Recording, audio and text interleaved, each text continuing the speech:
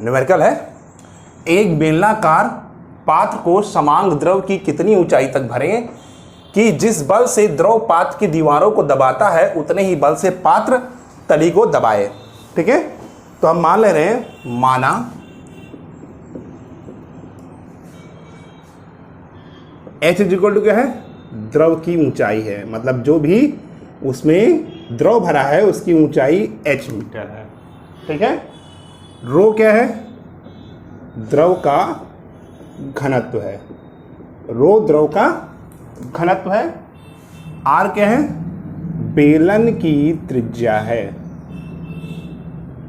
पात्र कैसा है, बेलनाकार है, तो मान लिया बेलनाकार पात्र में जो द्रव भरा हुआ है वो h ऊंचाई तक है और जो द्रव भरा है उसका घनत्व क्या है, रो है।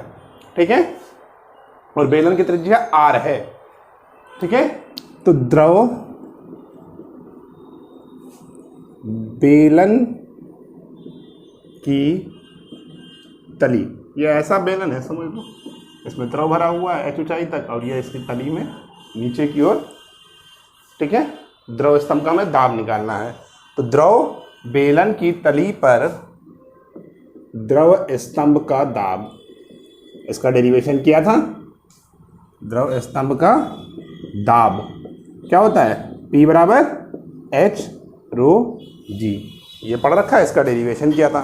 ठीक है, अब बेलन की तली पर द्रव स्तंभ द्वारा लगाया गया बल, तो बेलन की तली पर द्रव स्तंभ द्वारा लगाया गया बल क्या हो जाएगा, बल बराबर दाब गुणे तली का क्षेत्रफल। दाब कितना हो गया, H रो G, तली का क्षेत्रफल पाई r स्क्वायर। तो पात्र की दीवारों पर द्रव स्तंभ का दाब, ठीक है, पात्र की दीवारों पर द्रव स्तंभ का जो दाब होगा, ठीक है, स्तंभ के ऊपर शून्य से लेकर h रो जी तक बदलता है, यहां से यहां तक शून्य होगा, ऊपर से नीचे। ठीक है, तो पात्र की दीवारों पर द्रव स्तंभ का दाब स्तंभ के ऊपर शून्य से लेकर तली तक h रो जी तक बदलता है। जैसे जैसे हाइट बढ़ेगी वैसे वैसे क्या होता है, दाब बढ़ता है। तो ऊपर यहां पर हाइट क्या है, 0 है, नीचे से ले रहे हैं, तो ऊपर यानी शून्य से लेकर तली पर h रो जी के बीच बदलेगा दाब। ठीक है, स्तंभ के ऊपर शून्य से लेकर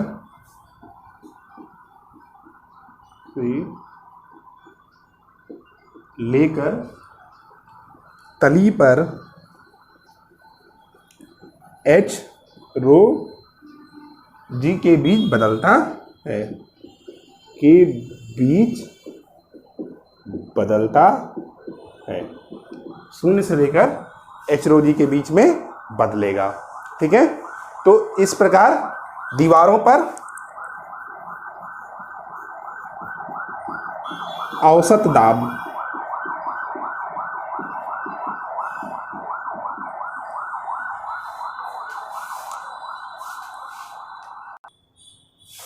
अब हम यहां से इस सिरे से इस सिरे के बीच में हम औसत दाब निकालेंगे, तो ये हो जाएगा 0 प्लस h रो जी अपान 2, तो ये हो जाएगा h रो जी, हाफ h रो जी। ठीक है, ठीक, अब हम पात्र की दीवारों पर आरोपित बल निकालेंगे, तो बल बराबर पात्र की दीवारों पर दाब हाफ इंटू h रो जी। ठीक है, ठीक, अब बेलन का क्षेत्रफल यानी दीवारों का क्षेत्रफल यानी बेलन का क्षेत्रफल कितना होता है, 2 पाई RH। ठीक है, ठीक। अब यहां पे क्या कह रहा है, F1 is equal to F2 कह रहा है ना इस लाइन। बल, जिस बल से द्रव पात्र की दीवारों को दबाता है उतने ही बल से पात्र तली को दबाए। तो इस केस में क्या हो गया, F1 is equal to F2 के। F1 is equal to F2 के।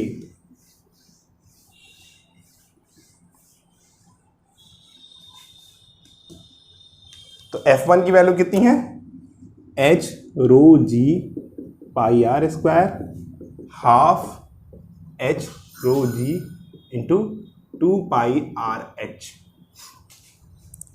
तो इस कंडीशन में क्या होगा, इसको सॉल्व करेंगे तो H is equal to R आ जाएगा। यानी बेलन में द्रव स्तंभ की ऊंचाई, बेलन में द्रव स्तंभ की ऊंचाई बेलन की, ठीक है, त्रिज्या के बराबर होनी चाहिए। उड़ना। नेक्स्ट क्वेश्चन है, ऊंची एड़ी के एक जूते पहने 50 किलोग्राम द्रव्यमान संगत। तो क्या दिया हुआ है, लड़की, संगत का मतलब होता है द्रव्यमान, लड़की का द्रव्यमान M कितना दिया हुआ है, 50 किलोग्राम। ठीक है, ये द्रव्यमान दिया हुआ है। ठीक, अब वृत्ताकार की बालिका अपने शरीर को 1 सेंटीमीटर व्यास के एक ही वृत्त पर एड़ी पर संतुलित किए हुए है। तो वृत्तीय एड़ी का व्यास कितना दिया हुआ है, 1 सेंटीमीटर। वृत्तीय एड़ी का व्यास बराबर 1 सेंटीमीटर। तो ये डायमीटर दिया हुआ है। ठीक है, और हमें इसको क्या निकालना पड़ेगा, त्रिज्या निकालनी पड़ेगी। तो इसकी त्रिज्या कितनी हो जाएगी, R बराबर 1/2 यानी 0.5 सेंटीमीटर। ठीक है, इसको हमें किस में चेंज करना पड़ेगा, मीटर में। तो मीटर में चेंज करेंगे तो क्या हो जाएगा, 0.5 इंटू 10⁻⁻² मीटर, या इसको लिख सकते हैं 5 इंटू 10⁻³ मीटर। ठीक है, 5 इंटू 10⁻³ मीटर। अब वृत्तीय, ठीक है, जो वृत्ताकार एड़ी है उसका हमें क्षेत्रफल निकालना है। वृत्तीय एड़ी का क्षेत्रफल, क्षेत्रफल बराबर पाई R स्क्वायर।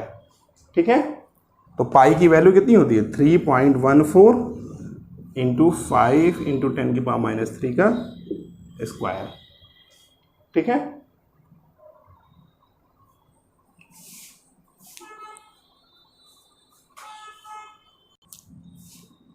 इसको जब मल्टीप्लाई करोगे तो ये आ जाएगा 78.4 इंटू 10⁻⁻6।